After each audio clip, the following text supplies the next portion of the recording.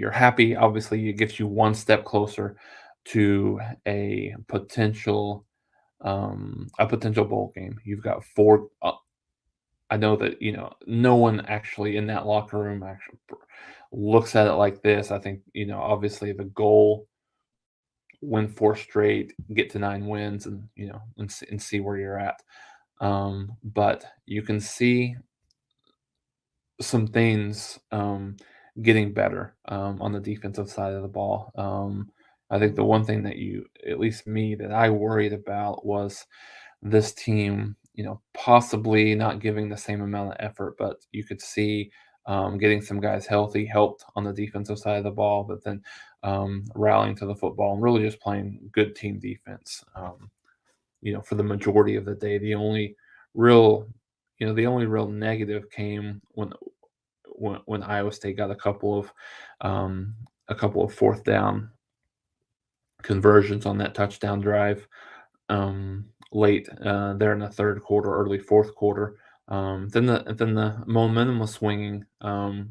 Right, Oklahoma had a third and out on offense, and then they went to relied on their defense to play well, and they did, and that's when they got that interception and just the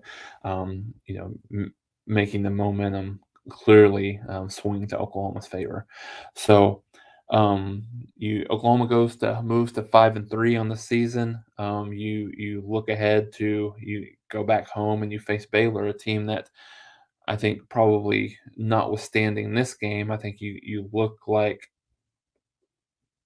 it looks like two of the teams that most people thought had a really good chance to get to the Big 12 championship game, but both teams are really on the outside looking in right now. So it'll be interesting to see, how that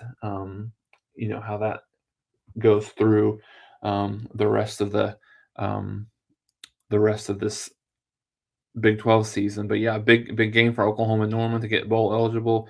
Baylor plays later today on the road. Let me look at my schedule here. Um, Baylor goes to Texas Tech tonight, 6:30 p.m.